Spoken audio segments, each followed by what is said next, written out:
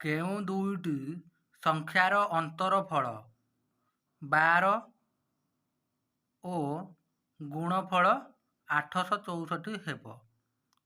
ତାହେଲେ ଏଠାରେ ଆମେ କ'ଣ କରିବା? ଦେଖ, ଆମେ ଗୋଟେ ଫର୍ମୁଲା ଆପ୍ଲାଏ କରିବା। ସେ ସୂତ୍ରଟି ହେଲା ଗୁଣଫଳ ପ୍ଲସ୍ ଅନ୍ତରଫଳ ବାଇ 2ର ସ୍କୋୟାର এই ସବୁର ବର୍ଗମୂଳ। ଆମେ ଫର୍ମୁଲା ପାଇଗଲେ। এই ଫର୍ମୁଲା ଆପ୍ଲାଏ କଲେ ଆମେ ଏହାକୁ ସହଜରେ ସମାଧାନ କରିପାରିବା। ଦେଖ, ଗୁଣଫଳ କେତେ ଦେଇଛି? ଗୁଣଫଳ ଦେଇଛି 864।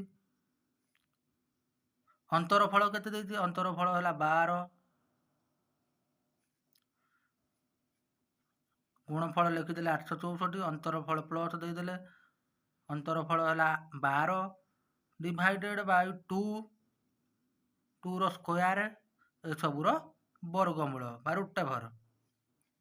ତାହେଲେ କ'ଣ କରିବା? 864 ଲେଖିଦେଲେ, 12 ବାଇ 2 ଇଜିକାଲ୍ ଟୁ ହେଲା କେତେ? 6। 6ର ସ୍କୋୟାର, 6ର ସ୍କୋୟାରର ରୁଟ୍ ଓଭର୍। ତାହେଲେ ଇଜିକାଲ୍ ଟୁ 864, 6ର ସ୍କୋୟାର କେତେ? 36, 36ର ବର୍ଗମୂଳ। ତାପରେ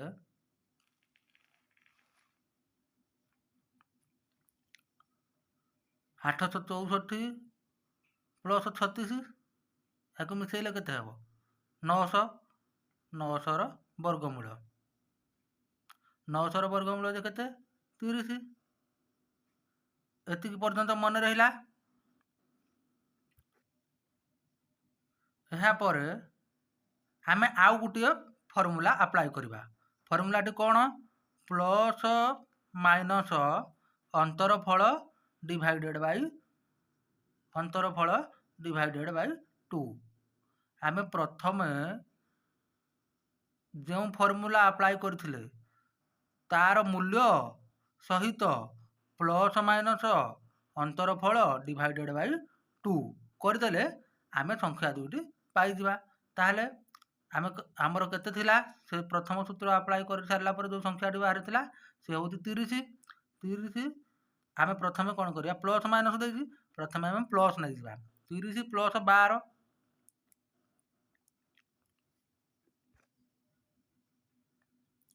30 ରଖିଲେ ପ୍ଲସ୍ ଲେଣ୍ଡେ, ପ୍ଲସ୍ ପରେ ଏଇ 12ଟି ହେଲା ଆମର ଅନ୍ତରଫଳ ଡିଭାଇଡେଡ୍ ବାଇ 2 ଲେଖିଦେଲେ।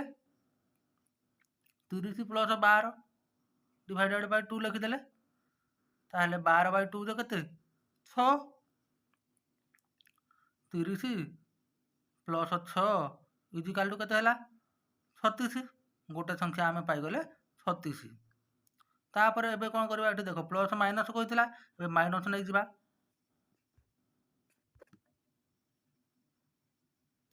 ଏବେ କ'ଣ କରିବା? 30 ମାଇନସ୍ 12ଟା ହେଲା ଅନ୍ତରଫଳ divided by 2 equal to 30 minus 6 equal to 24। ଗୋଟେ ସଂଖ୍ୟା ଆମର 36 ହେଲା, ଗୋଟେ ସଂଖ୍ୟା ଆମର ହେଲା 24। ତାହେଲେ ଦେଖ, ଦୁଇଟି ସଂଖ୍ୟାର ଅନ୍ତରଫଳ 36 ମାଇନସ୍ 24 ଇଜିକାଲ୍ ଟୁ 12 ହେଉଛି। ତାହେଲେ ଓ ଗୁଣଫଳ 36 ଇଣ୍ଟୁ 24 ଗୁଣି ଦେଲେ କେତେ ହେବ? 864। ତାହେଲେ ଏହି ଆନ୍ସର୍ଟି ଠିକ୍ ଅଛି।